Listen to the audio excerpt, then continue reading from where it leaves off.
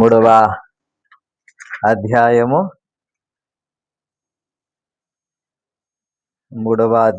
తీసారా? దానియేలు గ్రంథం 734వ పేజీ. ఆ మూడవ అధ్యాయము 29వ వచనము మొదటి భాగం మాత్రమే చదువుదాం. అది పెద్ద వచనము. మొదటి కాగా నేనొక శాసనము నియమించుచున్నాను, ఏదనగా ఈ విధముగా రక్షించుటకు సమర్థుడగు దేవుడు గాక మరి ఏ దేవుడును లేడు. అమ్మ నాకు అన్నము పెట్టు అని చదవద్దు అని ఇప్పుడు ఎన్నిసార్లు చెప్పాను, కాబట్టి అలా చదవడానికి ట్రై చేయండి. ఎలాగా? అమ్మా నాకు ఆకలేస్తుంది, అన్నం పెట్టు, అలా చదివితే బాగుంటది. చదవడానికి ప్రయత్నించండి. స్తోత్రం. చిన్న ప్రార్థన చేసుకుందాం. కళ్ళు మూసుకుందామా? సకల ఆశీర్వాదమునకు కారణభూతుడైన తండ్రి, నీకు వందనాలు, స్తోత్రాలు చెల్లిస్తున్నాను. మరొక పునరుత్థాన దినమును మాకును అనుగ్రహించి నీ సన్నిధిలో నిలబడి నిన్ను స్తుతించడానికి, నేను మహిమపరచడానికి నాకు ఇచ్చిన ఈ ధన్యతను బట్టి నీకే స్తోత్రాలు ప్రభా. కూడుకున్న ప్రతి ఒక్క బిడను బట్టి నీకే వందనాలు. మా అందరిలో ఏక మనస్సు, ఏక హృదయము అనుగ్రహించండి. నీ వైపు చూడడానికి సహాయం చేయండి. నీ ఆత్మ కార్యమును జరిగించండి. గలిబిలి చేసిన దుష్ట శక్తుల ప్రభావాన్ని యేసు నామములో బంధిస్తున్నాం. పరిశుద్ధాత్మ కార్యమును విడుదల చేసిన ప్రభా, ప్రతి ఒక్క హృదయంలో పరిశుద్ధాత్మ కార్యము జరుగును గాక. నువ్వు మాట్లాడుచుండగా వినే చెవులు మనకు దేవుడు అనుగ్రహించును గాక. పరిశుద్ధాత్మ దేవుడు కృప చూపును గాక. నైనా తండ్రి, అర్థమయ్యే రీతిలో మీరు మాతో మాట్లాడమని నీ వైపు చూస్తూ నీ సహాయమును కోరుకుంటూ యేసు నామములో అడుగుచున్నాము తండ్రి. ఆమేన్, ఆమేన్, హల్లెలూయా, హల్లెలూయా. నాకు చేయాల్సిన ఉపకారం అదే, ఇంకేంటి? ఎల్లప్పుడూ ప్రభుని స్తుతించాలి. ఏంటి పాడదా? నేనెల్లప్పుడు యెహోవాను అంటారు, అలిసిపోతారు. ఒక హల్లెలూయాకి రెండోసారి అలిసిపోతాం కదమ్మా. లేట్గా వచ్చినా బాగా చెప్తాను. కాబట్టి మనం అలిసిపోకూడదు. చెప్పలేదా? మనం అలిసిపోకూడదు. ఓపికతో పరిగెత్తాలా అనలేదా? పరిగెత్తడం అంటే ఏంటి గ్రౌండ్కి వెళ్ళి పరిగెత్తడమా? కాదు కాదు, స్తోత్రం చెప్పడానికి అలిసిపోద్దా అనేసి. స్తోత్రం ఒకసారి చెప్పిన తర్వాత రెండోసారి చెప్తారు, మూడోసారికి అలిసిపోయి ఆగిపోతాం. 3 సార్లు ఎందుకు అంటామంటే, ఒకటోసారి ఎవరు చెప్పరు, రెండోసారి కొంతమంది చెప్తారు, మూడోసారి అందుకే. లేకపోతే 3 సార్లు చెప్పాలనే రూల్ ఏమి లేదు. మీ చేత ఎలాగైనా అంతే, ఇంకేం. స్తోత్రం చెప్తే మంచిది. 92వ కీర్తనలు ఏంటి? ప్రభువుని స్తుతించుట మంచిది కదా. ఆ మంచి కార్యానికి కూడా అడుక్కోవడమా? దేవునికి స్తోత్రం. హల్లెలూయా. మంచులందరూ స్తోత్రం చెప్తారు. అలా ప్రిపేర్ చేసి ముందుకు వెళ్ళేటప్పుడు ఒక 5 నిమిషాలు. ఇందులో వ్రాయబడిన మాట మీకు గుర్తుందా? అందరికి బాగా తెలిసిన వాక్యమే కదా, కొత్త వాక్యమేమి కాదు కదా, బాగా సుపరిచితమైన మాటలే కదా. ఏమిటి చదువుకున్నారు? అందరు కలిసి చదువుతారా ఆ భాగం? కాగా నేనొక శాసనము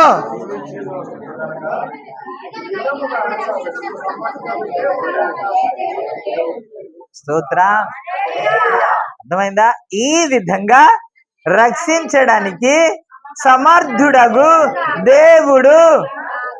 ఏంటంటే ఈ విధంగా రక్షించడానికి సమర్థుడగు దేవుడు ఇంకెవరు లేడండి. దేవునికి స్తోత్రం. ఎందుకు ఈయన ఎవరు చెప్తున్నారు? ఈయన రాజే, ఇతడు క్రైస్తవుడా? ప్రభుని సేవిస్తున్నవాడా? ప్రభుని ఆరాధిస్తున్నవాడా? ప్రభుని ప్రేమిస్తున్నవాడా? ప్రభుని నమ్ముకున్నవాడా? కాదు కదా. ఇంకా ఇతను ఎలాంటి వాడు అంటే, రేయ్ నా దేవుడే గొప్ప, ఏంటనుకుంటున్నావు? చూడు ఎంత హైటు, మా దేవుడు తప్ప వేరొక దేవుడు లేడండి. బుక్కితే ఆడనే బొక్కాలా, ఆ టైప్గా ఈయన.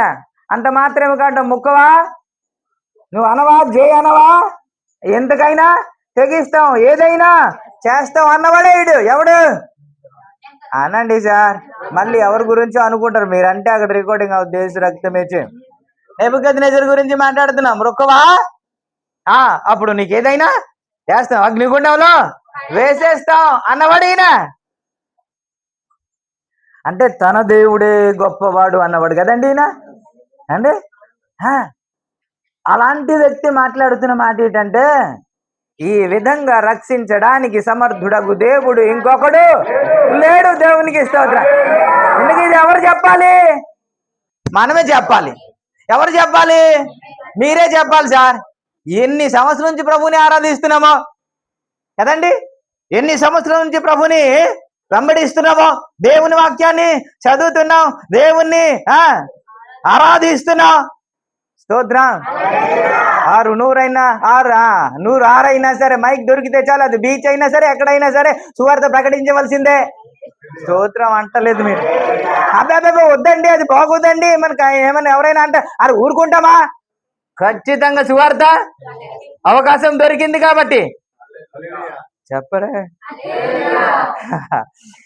అలాంటి వాళ్ళండి మనం. ఈవిడ ఎవరు చెప్పాలి? ఆడు చెప్పడం కాదు, మనం చెప్పాలి. ఏమని? ఈ విధంగా రక్షించడానికి సమర్థుడగు దేవుడు ఇంకొకడు లేడండి. స్తోత్రం. అని ఎవడు చెబుతున్నాడు? ఇది ఒక అన్యుడు చెబుతున్నాడండి. ఒక అన్యరాజు చెబుతున్నాడు, డిక్లేర్ చేశాడు. ఇంకా అంత మాత్రమే కాకుండా ఒకటి దగ్గరే కాదు, దేశం అంతటికి ఒక వార్త ఇచ్చేసాడు, సాక్ష్యం చెబుతున్నాడు. ఏంటంటే ఒక శాసనం నియమించేశాడంటే ఏమని? ఈ విధంగా రక్షించడానికి దేవుడు ఇంకొకడు లేడు. స్తోత్రం. హల్లెలూయా. మీరు అంటారు, ఆయన ఒక అద్భుతాలు చూశాడండి అందుకే అలాగ అనేసాడండి అని అంటారేమో. అద్భుతాలు చూసిన వారిని కొంతమంది ముందు పెడతాను. ఇప్పుడు మోసే ఆరోను వెళ్ళారు కదండి, నిర్గమకాండ 7వ అధ్యాయంలో మోసే ఆరోను వెళ్ళేసి ఇజ్రాయేలు దేవుడు తను సేవించడానికి తన ప్రజల్ని పంపించమంటున్నారు అని అన్నారు కదా. యెహోవా ఎవడయ్యా? నాకు ఆడు తెలీదు అన్నాడు ఈయన. అంటే ఆయన ఎవరో తెలియదా అని దేవుడు కరెక్ట్ గా చూపించాడు. ప్రభునామానికే మహిమ కలుగును. 7వ అధ్యాయంలో ఏం చేశారు? వీరు వెళ్ళి కర్ర వేశారంట. ఏం చేశారండి? కర్ర ఆరోను కర్ర గురించి అనేసి మనం మాట్లాడుకున్నాం కదా. కర్ర వేసాడు, వేయగానే ఏమైంది సార్? సర్పం అవగానే ఫరో ఆశ్చర్యపోయాడా? ఏమండి? పాము అయిపోయింది అన్నాడా? గట్టిగా అనండి. ఏమన్నాడు? సింపుల్ గా ఏం లేదు. ఇదా సార్, రండి మీరు కూడా ఏదో ఒకటి చేయండి, ఏదో పెద్ద బిల్డప్ చెప్తున్నారు వీళ్ళు అని అనలేదు. వీళ్ళు చేసింది దేవుని శక్తితోనే కదా, దేవుని మాటతోనే కదా, దేవుని బలంతోనే కదా. దేవుని బలంతో చేసిన దానికి పెద్ద ఏమి లేదు సార్. మేము కూడా చేయగలం. సుమారు ఒక 10 అద్భుతాలు జరిగాయి. చివరి అద్భుతాల్లో మారు మనిషి వచ్చింది, కానీ ఈ ఎన్ని అద్భుతాలు జరుగుతున్నా సరే ఎప్పుడు పట్టించుకోలేదు. ఇదా అదే వాళ్ళు రక్తం చేస్తే వీళ్ళు కూడా, వాళ్ళు పేలు చేస్తే వీళ్ళు కూడా, వారు కప్ప చేస్తే వీళ్ళు కూడా అన్నీ చేశారు. వాళ్ళు చూశారు, ఈయన కూడా చూశాడు. ఈయన ఒక్కసారి మాత్రం చూశాడు.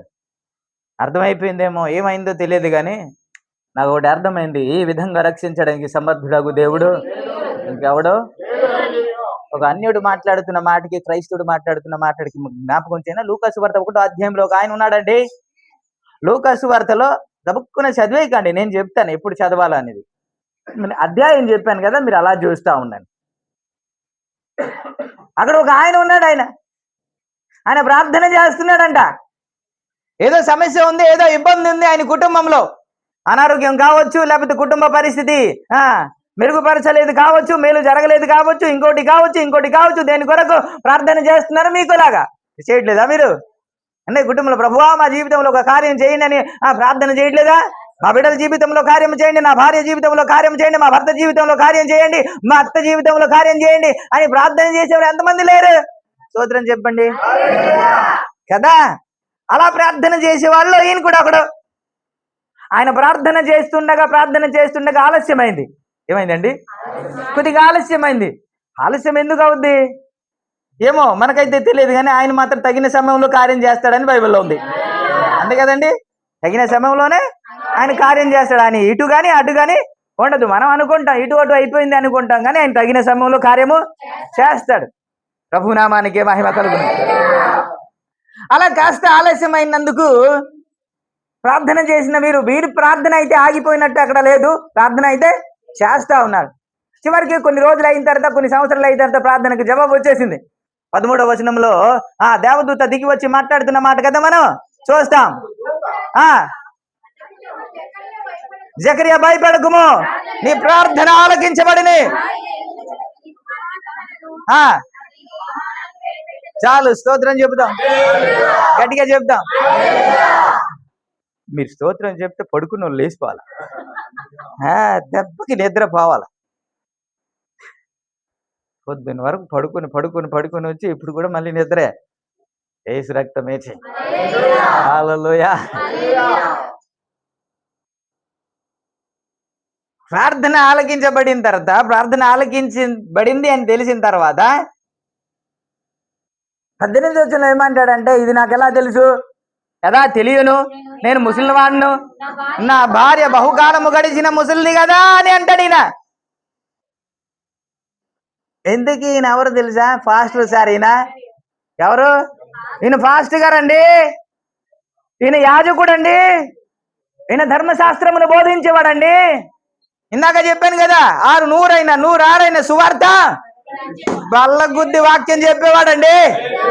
ఎవరో చెప్పండి గట్టిగా. ఫాస్ట్ గారు సార్, యాజకుడు. అతను ఎవరో? అన్యుడు. ఇతనెవరో? ఇప్పుడు అతను ఏదో అద్భుతాలు చూశాడు కాబట్టి నమ్మాడు అనుకుందాం. ఇతను అద్భుతాలు చూడలేదా? ఇతను దానికి ముందు అద్భుతాలు దేవుడు చేయలేదా? అబ్రహాము మొదలుకొని, లేకపోతే ఐగుప్తు దేశము మొదలుకొని ఎన్ని అద్భుతాలు జరిగాయి సార్. ఇన్ని అద్భుతాలు ఈయన చదువుతూ బోధించిన వ్యక్తి కదా. ఈయన ఏంటి సార్? చదువుతూ బోధించిన వ్యక్తి కదా. మన దేవుడు గొప్ప దేవుడు. అని ఎర్ర సముద్రం చీల్చివేసిన దేవుడు, ఆకాశం నుండి మన్నను కురిపించిన దేవుడు, మన్నని చీల్చి నీళ్లు ఇచ్చిన దేవుడు అని బోధించిన వ్యక్తే కదా ఈయన. నెబుకద్నెజర్ నేనే దేవుడు అని చెప్పాడా? ఒక అద్భుతాలు జరిగిందంటే నువ్వు అలా చాటి చెప్పాలా అని చెప్పాడా? ఏం చెప్పలా. ఒక అద్భుతాలు జరిగిందంటే ఇతనికి ముందు అద్భుతాలు జరిగాయి, నెబుకద్నెజర్ ముందు కూడా అద్భుతాలు జరిగాయి.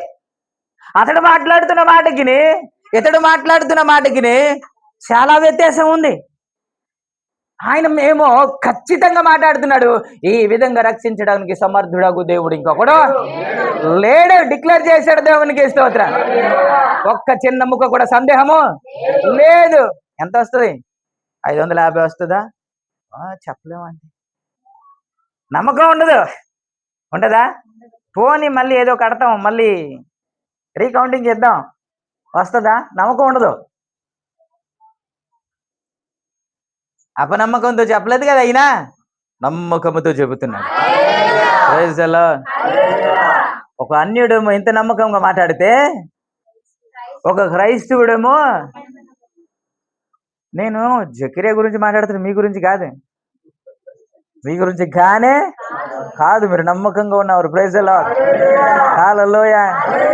ఇతని జీవితంలో ఆలస్యం జరిగిందంట. ఇతడు ప్రార్థన చేశాడు కాబట్టి ఈ రోజు అయిపోద్ది అన్నాడు, ఈ సంవత్సరం అయిపోద్ది అన్నాడు అనుకున్నాడు. ఈయన అనుకున్న తర్వాత జరగలేదు కాబట్టి ప్రార్థనకు జవాబు వస్తే అంటే ఇది ఎలాగవుద్ది, అవుద్దా, ఎలా తెలుసు అని మాట్లాడింది ఎవరు?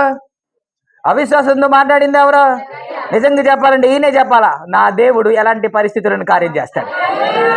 అరే, అబ్రహాం స్త్రీ ధర్మము నిలిచిపోయిన తర్వాత కూడా దేవుడు కార్యం చేశాడు కదా. ఇతనికి అది తెలుసు కదా. అతని కంటే నెబుకద్నెజర్ కంటే ఇతను గట్టిగా బల్లగుద్ది వాక్యం చెప్పాలి కదా. అది నీకు నాకు తెలుసు కదా దేవుడు ఏం కార్యం చేస్తాడని. అది తెలిసినప్పుడు కూడా నీ మాటకి నా మాటకి, లేకపోతే నీ మాటకి నెబుకద్నెజర్ మాటకి చాలా వ్యత్యాసం ఉంది కదా. ఆయన ఖచ్చితంగా మాట్లాడుతున్నాడు, ఈ విధంగా రక్షించడానికి సమర్థుడగు దేవుడు ఇంకొకటి లేడు సార్. Praise the lord.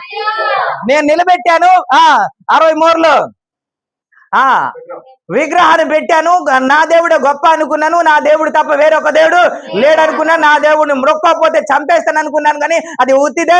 నేను ఇప్పుడు తెలుసుకున్నాను, ఈ దేవుడే. స్తోత్రం. హల్లెలూయా. వాళ్ళకు ఎవరు చెప్పాలా? మనం చెప్పాలి సార్. వాడు చెప్తున్నాడు అంటే నేనేమంటానంటే, ఎవరికి అర్థమైంది? యేసయ్య మనకి అర్థమైపోయాడు అనుకుంటున్నాం. అంత చెప్పు కూర్చో. చేయాల్సింది ఏం లేదు కదా, ఇంకా ఉందా? లేదు కదా, ఓకే.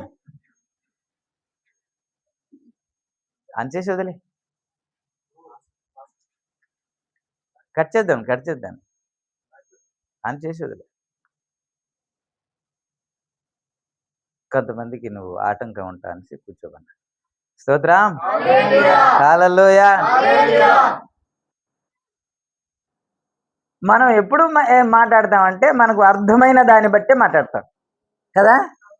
యేసయ్య నీకు ఎంతవరకు అర్థమయ్యాడు? నెబుకద్నెజరుకి అర్థమైనట్టు మనకు అర్థమయ్యాడా? ఇంకా అర్థం కాలేదు సార్,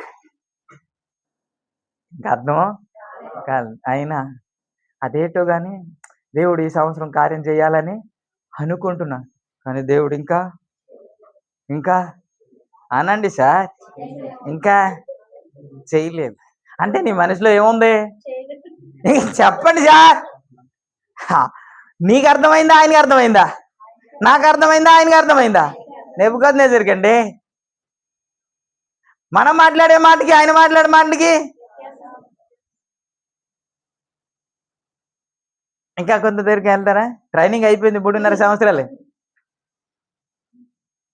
యోహాను సువార్త 20 అధ్యాయంలో 24, 25లో ఒకడు లేడంట, మేము ప్రభుని చూసాం అన్నారంట. ఒకడు లేడు.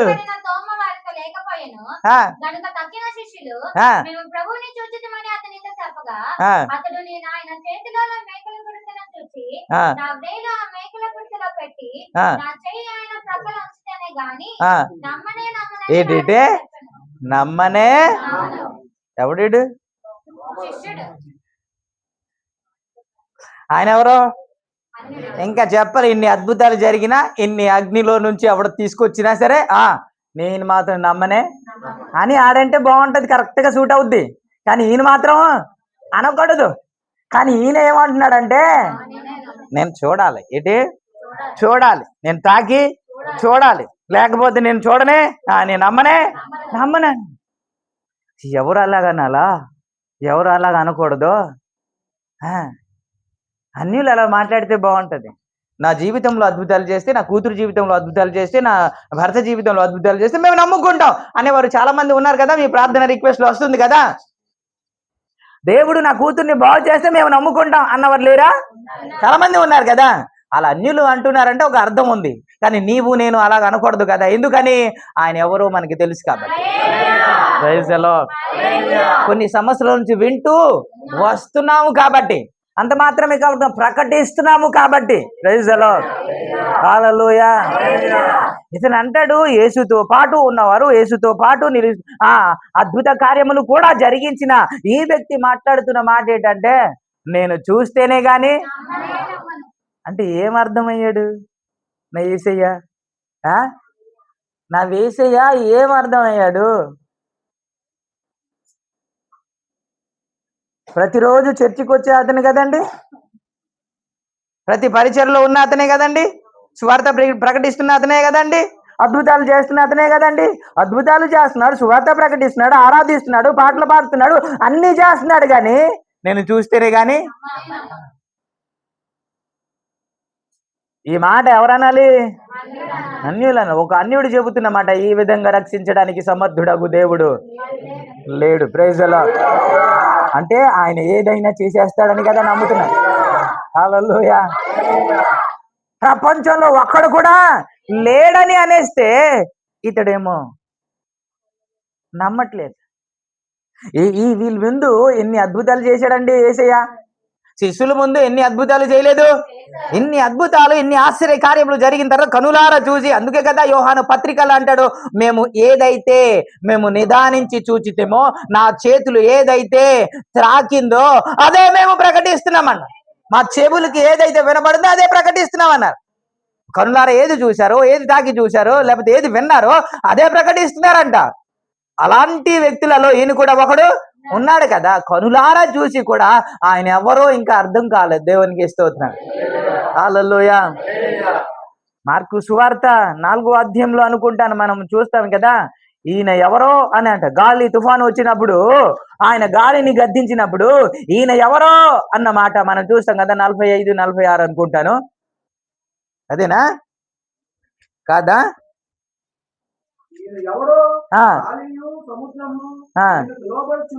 సారీ 40, 41. వారు మిక్కిలి భయపడి ఈయన ఎవరో గాలియు సముద్రమును, అంటే యేసయ్యతో పాటు ఉండి యేసయ్య శిష్యులు అని చెప్పుకొనొచ్చు వారు మాట్లాడుతున్న మాట ఏంటంటే, అంటే ఉన్నావు కానీ కొంతమంది అంటారు మా ఆవిడ ఇంకా నాకు అర్థం కాలేదండి. 10 సంవత్సరాలు అయిపోయిన తర్వాత ఇప్పుడు అర్థం కాలేదు.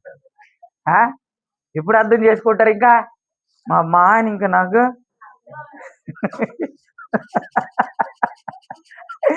ఎప్పుడు అర్థం అవుతాడు. నిజమే. ఏదో సినిమా పాటలు అనుకుంటాం కదా, ఆడవారు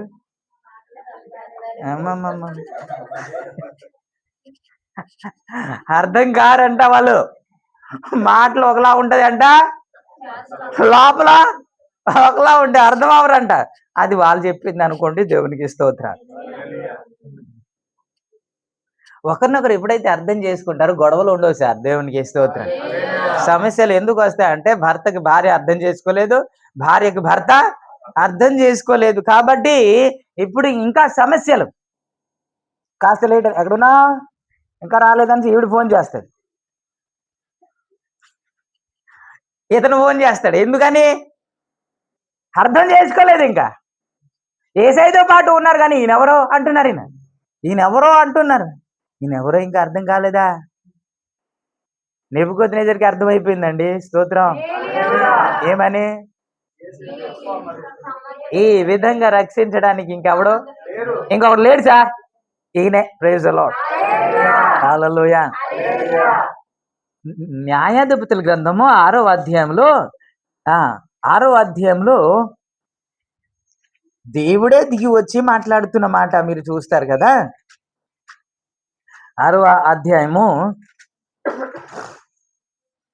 తీసారా? 12వ వచనంలో యెహోవా దూత అతనికి కనబడి, పరాక్రమం గల బలాఢ్యుడా, యెహోవా నీకు తోడై ఉన్నాడని అతనితో అనగా అన్నమాట. ఓకే ఓకే చదివారా? ఉందా మీ బైబిల్లో? ఏమనంటే దేవుడు వచ్చి మాట్లాడాడంటే ఏమని పేజ్ నెంబర్ చెప్పు. పరాక్రమం గల బలాఢ్యుడా, యెహోవా నీకు తోడై ఉన్నాడు అని అంటే ఏమన్నాడంటే, దేవుడే మాకు తోడై ఉంటే ఈ కష్టాలు ఎందుకండి, ఈ శ్రమలు ఎందుకండి, ఇబ్బందులు ఎందుకండి, అవమానాలు అనండి సార్. కొద్ది గట్టిగా అనండి. మేము అనమన్నట్టు అంటున్నారుగా. అనండి. ఈ కష్టాలు ఎందుకు, ఈ సమస్యలు, ఈ గొడవలు ఎందుకు సార్ అని అంటున్నాడు. నేను అంటాను, ఈ సమస్యలు ఉన్నాయి కాబట్టి దేవుడు నీకు తోడైలేడా? కష్టాలు ఉన్నాయి కాబట్టి దేవుడు నీకు తోడైలేడా? నీకు అనారోగ్యం ఉంది కాబట్టి దేవుడు నిన్ను వదిలేశాడా? కాదండి. ఈయన మాట్లాడుతున్న మాట అదే. ఇతనికి ఏమర్థమైంది?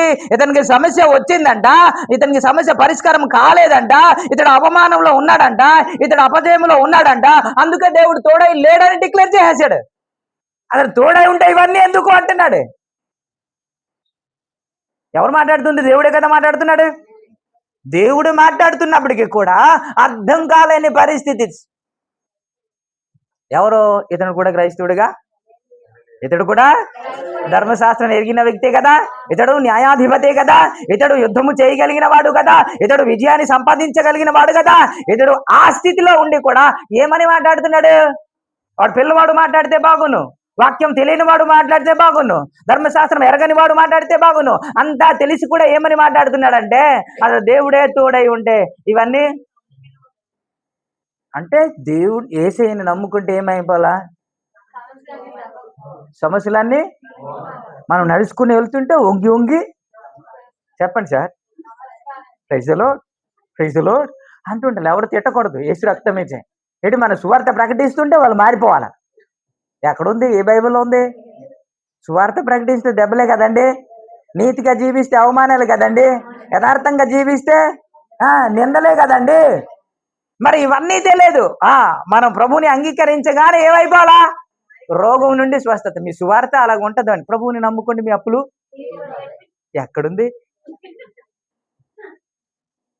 అలా పిలుస్తారు, వీళ్ళు చర్చికి వస్తారు, అప్పులు తీరవో, ఇంకా అప్పులు ఎక్కువ అయిపోతాయి, వీళ్ళు వెళ్ళిపోతారు. మళ్ళీ మీరు మారు మనసు పొందండి అని దేవుడు చెప్పాడు కానీ, మనస్సు మార్చుకోండి అని దేవుడు చెప్పాడు కానీ, నీకు ఇది వచ్చేస్తుంది అని ఎక్కడ చెప్పాడు? కానీ దేవుడు చేస్తాడు. ఎప్పుడు చేస్తాడు? మొదట నీతి, మొదట రాజ్యమును, ఇది జరగాల మొదట. ఇది వద్దు ఏంటి? మొదట అప్పు, మొదట రోగము, మొదట గర్భఫలము.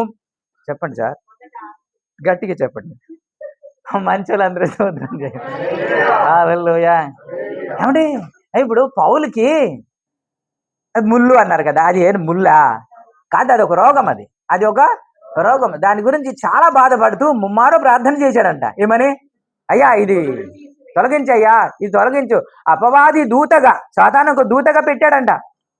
ఎందుకు అని అంటే అతను కలిగిన ప్రత్యక్షత అలాగా ఉందంట. ఆయన హెచ్చిపోకుండాన్నట్లు అలా దేవుడు పెట్టాడంట. ఆ రోగం గురించి ప్రార్థన చేస్తే, నీ ఆ రోగం అయితే నేను మాత్రము ఏంటి బీపీ షుగర్ మాత్రం తిను, నీకు ఉండాలా అన్నట్టు వస్తే వెళ్తుందా? ఏ చుట్టాలైనా వెళ్తారు కానీ ఈ చుట్టాల చివరి వరకు మనతోనే ఉంటది. వయసులో మట్టికి వెళ్ళే వరకు ఎవరు? ప్రభు నామానికే మహిమ కలుగును. ఎక్కడున్నా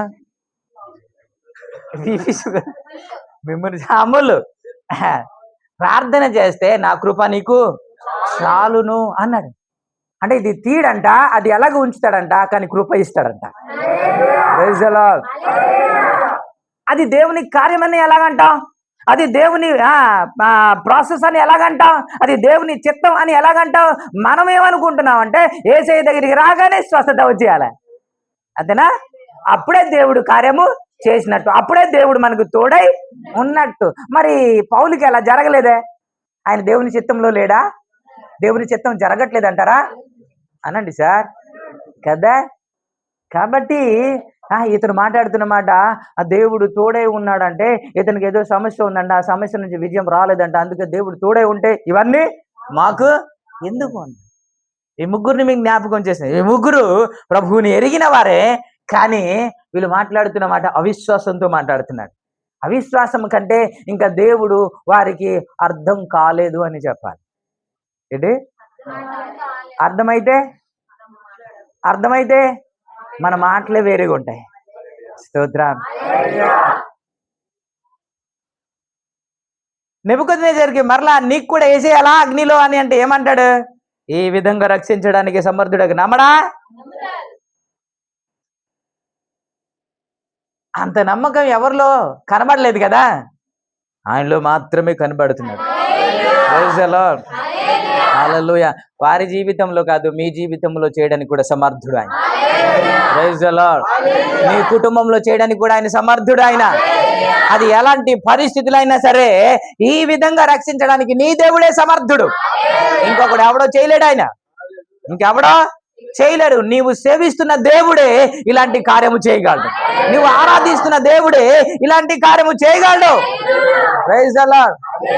ఆయన పెంట కుప్ప మీద నుండి ఆయన పైకి లేపేవాడు దరిద్రులను. Praise the lord. తన ప్రజలతో, తన ప్రజల అధికారులతో నిలబెట్టేవాడు నీ దేవుడే. హల్లెలూయా. ఈరోజు ధనవంతులే అధికారంలోనికి వస్తారు, కానీ నా దేవుడు తలిస్తే ఎవరినైనా ఉన్నత స్థాయికి నడిపించాడు. గొర్రెలు వెంబడి తిరుగుతున్న దావీదును తీసుకొచ్చి దేశ రాజ్య సింహాసనమును నిలబెట్టిన వాడు నీ దేవుడండి. స్తోత్రం. అలాంటి దేవుని గురించి అర్థం చేసుకోకపోవడమే బాధాకరం కదా. అర్థమైతే మనం ఏ పరిస్థితిలో కృంగిపో. అది లేట్ అయినా, ఆలస్యమైనా, అది తొందరగా జరిగినా జరగకపోయినా మనం ధైర్యంగా ఉంటాం. ఎందుకని? ఆయన ఎవరో మనకి తెలుసు కాబట్టి. ఇద్దరు క్రైస్తవులే, తరచుగా మాట్లాడతాం కదా. గెహజీ క్రైస్తవుడే, ఎలీసా కూడా క్రైస్తవుడే. ఆ గెహజీ ఏమో ఏడుస్తా ఉన్నాడు, ఎలీసా ఏమో ధీమాగా ఉన్నాడు. ఈ రెండిటికి కారణం ఏంటి అని అంటే ఎలీషాకి తెలుసు దేవుని కాపుదల ఏంటో. ఆయన మాట్లాడుతున్న మాట ఏంటంటే మన పక్షాన ఉన్నారు వారి కంటే అధికులై ఉన్నారు అన్నమాట. ఆల్రెడీ యేసయ్య గురించి తనకి అర్థమైంది కాబట్టి అలా మాట్లాడుతున్నాడు. ఇతనికి అర్థం కాలేదు కాబట్టి అయ్యా వీడు చూచినట్లు వీడి కండ్లు తెరు అని ప్రార్థన చేస్తే అప్పుడు అర్థమైంది దేవునికి స్తోత్రం. అప్పుడే దేవుడు కాపుదల పెట్టాలి. అంతకు ముందే దేవుడు వారి చుట్టూ అగ్నిరథాలు పెట్టేశాడండి. Praise the lord. అది తెలియక మనం కంగారు పడుతున్నాం, అది అర్థం కాక మనం కంగారు పడుతున్నాం. యేసయ్య ఎవరో మనకు అర్థం కాక మనం తొందరపడుతున్నాం. కానీ ఈయన అంటాడు ఈ విధంగా రక్షించడానికి సమర్థుడగు దేవుడు ఇంకొకడు లేడండి. Praise the lord. ఒక అన్యజనులు పలికిన మాట నువ్వు నేను కదా పలకాలి. అది ఇక్కడ మాత్రమే కాకుండా బయట కూడా చెప్పగలగాలి కదా దేవునికి స్తోత్రం. ఆయన ఒక శాసనమే చేశాడటండి. ఇతడు ఈ కుటుంబంలో మాట్లాడితే బాగును, తన అధికారులలో మాట్లాడితే బాగును, కానీ దేశం అంతటికి ఒక శాసనం చేశాడంట. ఏంటంటే ఈ విధంగా రక్షించడానికి ఇంకోటి లేడు. బైబిల్ వ్రాయలేదు అతడు మారాడా లేదా అనేది వ్రాయలేదు, కానీ ఖచ్చితంగా మారి ఉంటాడని నేను నమ్ముతున్నా. Praise the lord. మరి ఈ మాట పలికినడు ప్రభువుని ఆరాధించి ఉండడా? ఖచ్చితంగా. హల్లెలూయా, హల్లెలూయా. ప్రభునామానికే మహిమ కలుగునుగా. రాహాబు ఏమంటది మీరు చూస్తారా? రాహాబు వేశ్య అంట కదా. వేశ్య అని మాట్లాడతాం అంటే చిన్న చూపు చూస్తాం. ఆమె పరిశుద్ధురాలు కాదు, మేమే పరిశుద్ధులు. ఆమె ఆత్మీయురాలు కాదు, మేమే అంటాం కదా. ఆత్మీయుల మాటకి పరిశుద్ధులు ఆ మాటకి లేకపోతే వాళ్ళ మాటకి తేడా మీకు చూపించిన, మన మాటకి వాళ్ళ మాటకి. మీరు ఒకసారి తీయండి యెహోషువ గ్రంథం,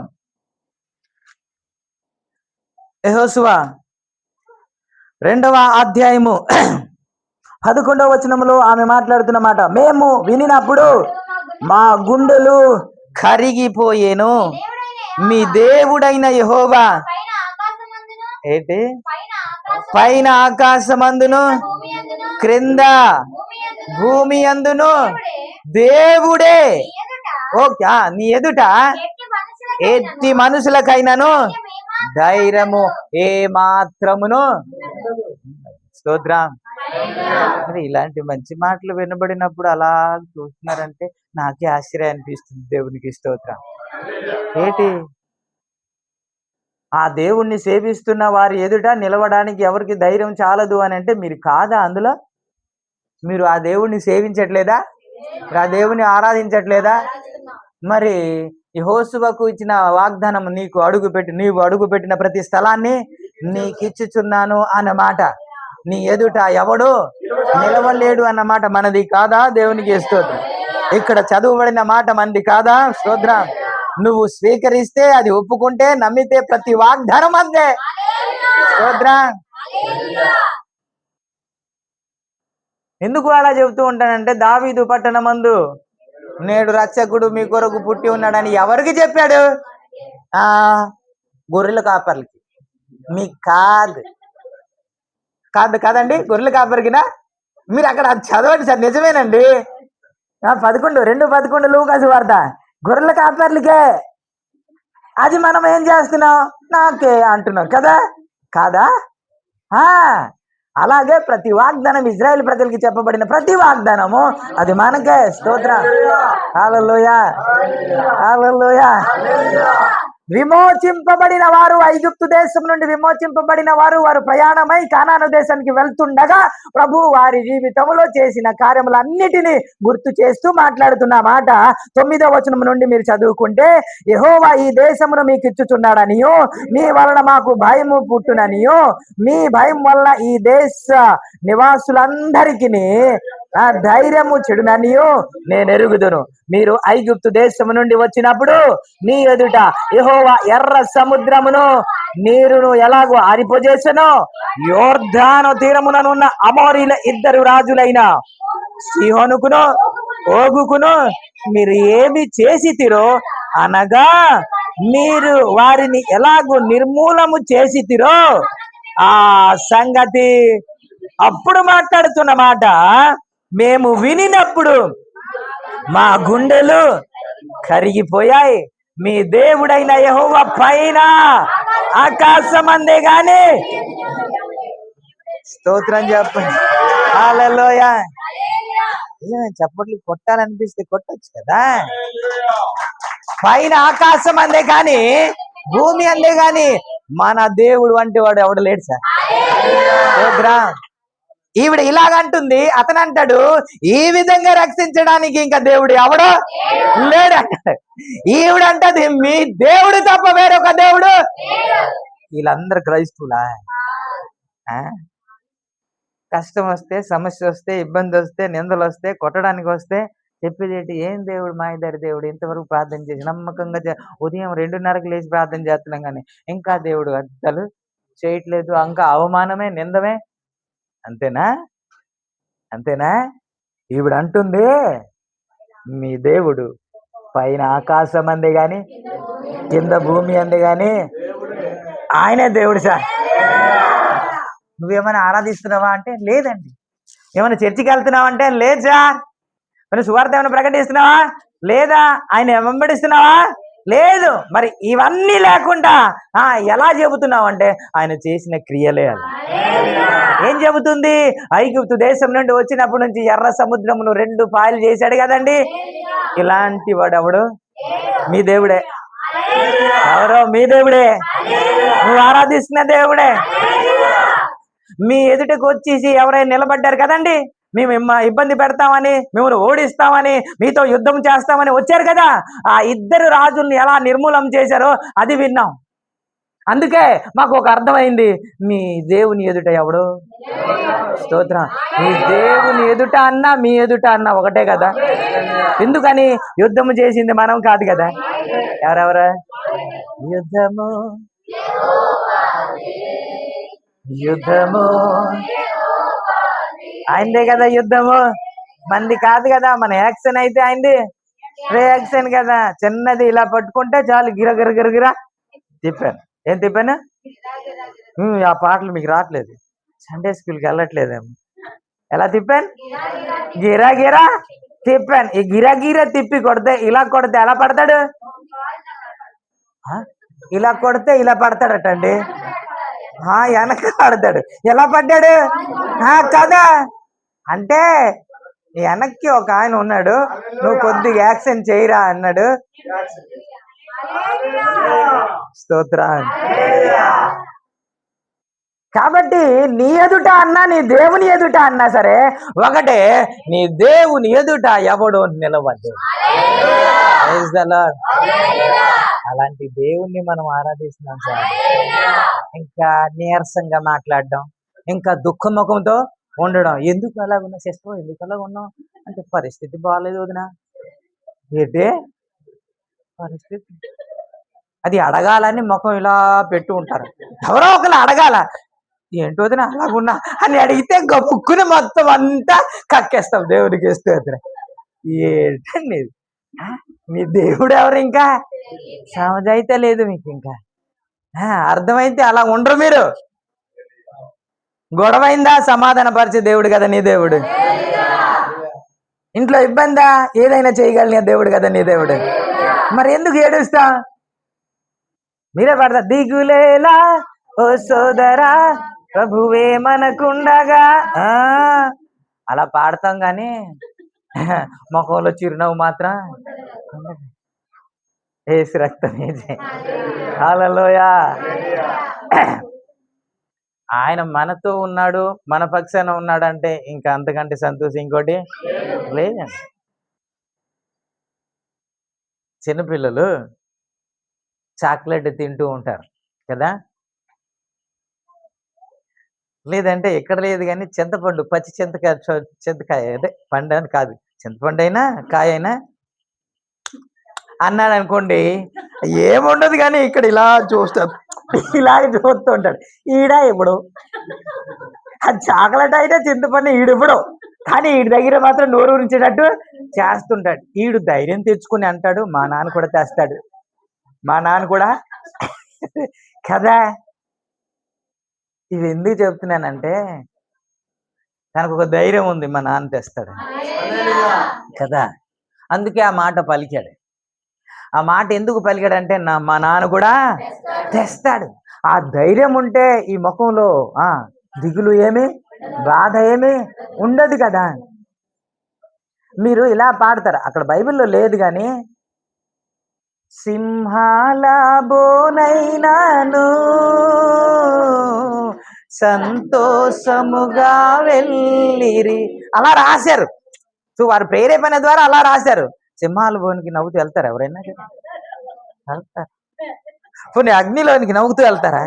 పాటలు పాడుతూ, నిన్ను సేవిస్తే ఇదేనా, నిన్ను ఆరాధిస్తే ఇదేనా మాకు పట్టేది గతి, యేసు రక్తమే జై. కానీ అక్కడ పాటలు పాడుతూ వెళ్ళారట దేవునికి ఇష్టం. అలా వెళ్ళారు కాబట్టి సింహాలు ఏమైపోయానంటే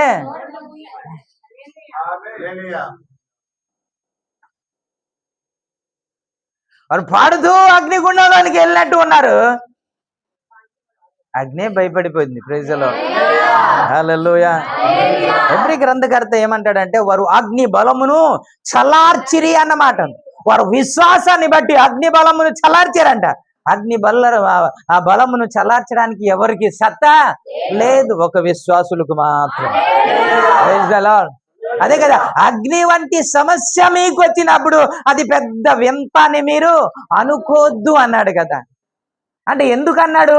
అలాంటి అగ్ని లాంటి పరీక్ష వారికి వచ్చాయి, అందులో దేవుడు విజయాన్ని ఇచ్చాడు. ఇప్పుడు నీకును వస్తే నీకును విజయాన్ని ఇస్తాడని అర్థం. ఎందుకని అవన్నీ రాయించి ఉంచాడు అని అంటే, ఇది చూసి మనం ధైర్యం తెచ్చుకోవాలని. అది చూస్తాం, అది చదువుతాం, అది వింటాం, అయినా ధైర్యం రాదు. దేవునికి స్తోత్రం. రాత్రంతా నిద్ర పట్టదు. ఎందుకని? ఈ సమస్యను బట్టి. ప్రభు నామానికే మహిమ కలుగు. హల్లెలూయా, హల్లెలూయా. ఫిలిష్తీయులు ఏమని అంటున్నారు ఒకసారి వింటారా? ఫిలిష్తీయులు సమూయేలు గ్రంథము 4వ అధ్యాయము, సమూయేలు గ్రంథము 4వ అధ్యాయం మొదటి సమూయేల్లో యుద్ధము చేయడానికి, ఇజ్రాయెల్ ప్రజలతో యుద్ధం చేయడానికి వచ్చినప్పుడు ఇజ్రాయెల్ ప్రజలు ఏం చేశారంటే మందసమును దండులోనికి తీసుకొచ్చారంట. మందసము దండులోనికి తీసుకొచ్చిన తర్వాత 8వ వచనంలో వారు మాట్లాడుతున్న మాట, అయ్యయ్యో మహాసూరుడగు ఈ దేవుని చేతిలో నుండి మనలను ఎవరు విడిపింపగలరు అని. స్తోత్రం. హల్లెలూయా. ఏమంటున్నారు? అయ్యయ్యో పక్కన పెట్టేయండి. మహాసూరుడు, నీ దేవుడు ఎవడంట? మహాసూరుడు అండి. ఈ మాటలు ఎవరు మాట్లాడాలా? మనం మాట్లాడాలి సార్. ఎవరు? మనమే. కానీ మనం ఎవరిని హైలైట్ చేస్తాం తెలుసా? అన్ని హైలైట్ చేసి అపవాది శోధించేస్తున్నాడంటే ఇలా ఇటు ఆడ హైలైట్ చేసి యేసయ్యని తగ్గించి, అంటే యేసయ్యకి శక్తి లేదన్నమాట. అప్పుడప్పుడు నాకు బాధ అనిపిస్తూ ఉంటుంది. ఏంటి అని అంటే, క్రైస్తవులు అయి ఉండి అన్యుల సంబంధం చేస్తూ ఉంటారు. క్రైస్తవులు అయి ఉండి ఎందుకు అని అంటే, సంబంధం తేలేడా మీ దేవుడు? ఒక మంచి సంబంధం తీసుకొని రాలేడా? క్రైస్తవ సంబంధం తీసుకొని రాలేడా? చేతకాని దేవుడా మీ దేవుడు? మీ జీవితంలో వింత కార్యములు జరిగించలేడా? అలా చేసి చాలా మంది బాధను అనుభవిస్తున్నారు. అబ్రహాముతో దేవుడు చెప్పిన మాట ఏంటి? నువ్వు స్వజంలోనే అని అక్కడ అన్న తర్వాత ఇక్కడ ఏంటంటే క్రైస్తవులనే వివాహం ఆడాలి కదా, ఆత్మీయులు ఆత్మీయులతోనే వివాహం ఆడాలి కదా, ప్రార్థన పర్లేదనే అది పెళ్లి సంబంధము అన్యులైనా పర్వాలేదు అని ముందుకెళ్ళి తర్వాత బాధపడి ఈ క్రైస్తవ కుటుంబంలో పెరిగిన తర్వాత అన్యుల కుటుంబం నుండి పంపి విగ్రహారాధన చేయడానికి అదా దేవుని చిత్తం? నీ దేవుడి గురించి మనకి ఏమర్థమైంది? అయితే నీ దేవుడు కార్యం చేయలేడా? అద్భుతాలు చేయలేడా? మనసు మార్చలేడా? స్తోత్రం. అని తగిన సమయంలో కార్యము చేయలేడా? చేస్తాడండి. ఆలస్యము చేసినా సరే దేవునికి ఒక పద్ధతి ఉంటది, ఒక ప్రణాళిక ఉంటది. జకరియా ఎలిజబెత్ల ఆ విషయంలో ఎందుకు ఆలస్యం జరిగిందంటే, యేసయ్యకి 6 నెలల ముందు ఆ యోహాను పుట్టాలి. ఆయన పుట్టిన తర్వాత యేసయ్యకి బాప్తిస్మము యోహానే అంటే ఎలిజబెత్ కుమారుడే ఇవ్వాలి. ఇది దేవుని ప్రణాళిక. ఒకవేళ ముందు పుట్టేసినా అది జరగదు కాబట్టి ఆయన ప్రణాళికలో దేవుడు నెరవేర్చాడు. Praise the lord. అందుకే దేవుడు ఆలస్యం చేస్తాడు తప్ప నిన్ను ఇబ్బంది పెట్టడానికి, నిన్ను కృంగదీయడానికి, నిన్ను అవమానపరచడానికి అది కానే కాదు. స్తోత్రం. అందుకే చెబుతున్నాను నీ దేవుడు ఆ సమర్థుడు. ఈ విధంగా కార్యము చేయడానికి ఆయన ఒక్కడే సమర్థుడు అండి. ఇంకెవడు పైన ఆకాశం అందే గాని భూమి అందే గాని మీ దేవుడే దేవుడు అండి. స్తోత్రం.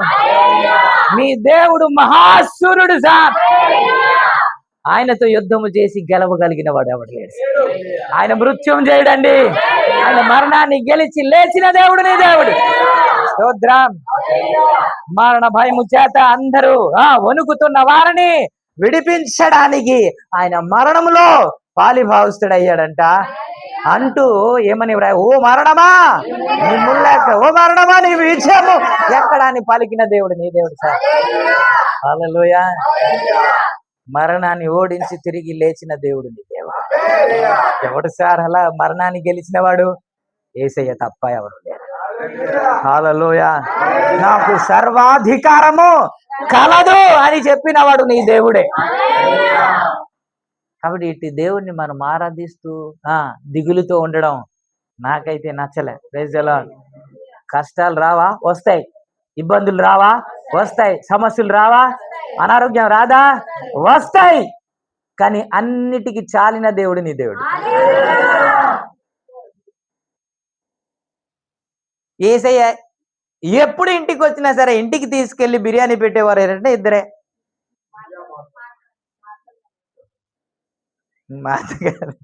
ఇద్దరే. ఎంత క్లోజ్గా ఉంటారంటే అంత క్లోజ్గా ఉంటారు. ఈయన కూడా ఆ ఇంటికి రాగానే, లేకపోతే ఆ గ్రామానికి రాగానే ఎవరింటికి వెళ్ళడు, కొండమాల ఇంటికే. రోడ్ పాయింట్ కాబట్టి, బిల్డింగ్ ఉంది కాబట్టి.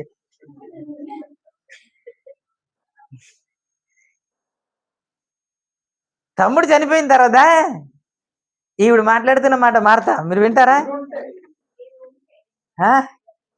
ఎక్కడ? యోహాను సువార్త 11వ అధ్యాయం తీసారా? 21వ వచనంలో మార్త మాట్లాడుతుంది. మార్త యేసుతో, ప్రభువా నువ్వు ఇక్కడ ఉండిన ఎడల. 32వ వచనము, అంతటా మరియా యేసు ఉన్న చోటికి వచ్చి ఆయన చూచి ఆయన పాదముల మీద పడి, ప్రభువా అయితే ఇక్కడ ఉంటే ఆయన చేస్తాడు, లేకపోతే చేయడా. ఒక అన్యుడు వచ్చి మా ఇంటికి రావద్దులే, నువ్వు ఎక్కడి నుంచి ఒక మాట. ఈవిడ అంటది ఇక్కడ ఉంటే బాగుండు. అతను అంటాడు నువ్వు అక్కడికి రాకపోయినా. అతడేమో అన్యుడు, ఈవిడేమో బిర్యానీ రోజు పెట్టేది కదండి. ఈవిడే పెట్టడం అయితే వచ్చు కానీ విశ్వాసం మాత్రం లేదు. ఉప్మా మాత్రం బాగా వండుతారు, విశ్వాసం మాత్రం. సరదాగా చెప్తున్నానే. ఏముండాలి? ఉప్మా లేపని పర్లేదు. స్తోత్రం. నువ్వు ఇక్కడ ఉంటే బాగున్నా అంట. ఏంటి ఇక్కడ లేకపోయినా నా దేవుడు చేయగలడు. స్తోత్రం. చచ్చిపోయినా బ్రతికించగలడండి. వీళ్ళకి తెలియదా? హెచ్కేల్ గ్రంథంలో రాయబడింది అంటే ఎముకల లోయలు అని పాడతాం కదా. ఎముకల లోయలు అని పాడతారు కదా. ఆ ఎముకల లోయలో ప్రవచించుచుండగా గొప్ప సైన్యంగా మార్చాడనేసి వీళ్ళకి తెలియదా? తెలుసు కదా. తెలిసిన తర్వాత చనిపోయి 4 రోజులే కదా అయింది, ఇంక ఎముకలుగా మారలేదు కదా. మరి నీవు ఇక్కడ ఉంటే బాగున్ను అని అంటే ఏం అర్థమయ్యాడు యేసయ్య నీకు? ఇంకా అర్థం కాలేదు. అంటే చచ్చిపోతే చేయలేడా? బ్రతికుంటేనే చేస్తాడా? తలనొప్పి బాగు చేస్తాడా? క్యాన్సర్ బాగు చేయలేడా? నా దేవుడు ఏదైనా చెయ్యాలి. ఆయన పరమ వైద్యుడు. ఆయన పొందిన దెబ్బల చేత మనకు స్వస్థత కలుగుచున్నది. స్తోత్రం కదా. ఈ కృపకి అంట ఆపరేషన్ అవ్వదన్నారంట అనకాపల్లి కృప. ప్రార్థన చేద్దామన్న ధైర్యంతో ప్రార్థన చేశాం, ఆపరేషన్ సక్సెస్ అయిపోయింది. దేవునికి స్తోత్రం. 3-4 నెలలైనా సరే నడవడం కష్టం అన్నారు. అది కూడా మీ గ్రూప్ లో పెట్టాను. పడుకునే ఉంది. నెల రోజులు కూడా అవలేదు, లేచి నిలబడింది, దేవునికి ఇష్టం. ఇదంతా చెప్పింది ఎవరు? డాక్టర్లు. మళ్ళీ లేచి నడవంటున్నారంట ఆలే. ఇది ఆయన చేసిన కార్యం. ఇన్ని చూసి కూడా నువ్వు నమ్మకపోతే నీకు ఏమనాలి? చింతకర్ర పట్టుకుని చెత్త కొట్టే బాగుంది. లేకపోతే ఇన్ని మాటలు చెప్పినా కూడా అవిశ్వాసంతో ఎలా ఉంటారు? ఈ రోజునే ధైర్యం తీసుకోవాలి. ప్రైజ్ ఎలా ఎక్కడి నుంచి వెళ్తూ పాటలు పాడుకుంటూ వెళ్ళిపోవాలి. దిగులుతో వచ్చారు కదండి, ఇప్పుడు స్తోత్రం చెబుతూ వెళ్ళిపోవాలి. బైబిల్లో రివర్స్ మనం మాట్లాడతాం కదా. అసలు దేవుని సన్నిధికి వచ్చేటప్పుడు అంటే పాటలు పాడుకుంటూ రావాలంట. మనం అలా ఏడుస్తూ వస్తాం. నువ్వు ఉన్నావు, నువ్వే లేట్ చేస్తావు. నీ స్నానం చేసి రెడీగా ఉన్నాను కానీ నువ్వు అంటే తిట్టుకుంటూ వస్తావు. ఎక్కడికి? ఇదే పాటలు మనకి. కానీ బైబిల్ అలా చెప్పలేదు. మీరు పాటలు పాడుకుంటూ కృతజ్ఞత స్తుతులు చెల్లిస్తూ గుమ్మంలో ఆవరణంలో ప్రవేశించే అది ఉండదు. పోనీ అది ఉండదు. దేవునికి స్తోత్రం. ఇప్పుడైనా ధైర్యం తెచ్చుకొని ఎక్కడి నుంచి పాటలు పాడుకుంటూ ఉంటాం. స్తోత్రం. అప్పుడు ఇంటికి వెళ్ళగానే అడగాలి, అదేంటి దిగులతో తిట్టుకుంటూ వెళ్ళారు, ఇప్పుడు పాటలు పాడుకుంటూ వస్తున్నారు అని అడగాల. పక్కన ఉంటారు కదా, పక్కింటిలో అడగాలి. అప్పుడే మీ వాక్యం మీ హృదయంలో పనిచేసినట్టు. ప్రభు అలాగూ చేయనుగాక. నీ ముఖంలో చిరునవ్వు ఇచ్చునుగా. నీ హృదయం నిండా విశ్వాసాన్ని కలుగజేయునుగా. ప్రభు ఈ మాటలు ఆశీర్వదించునుగా.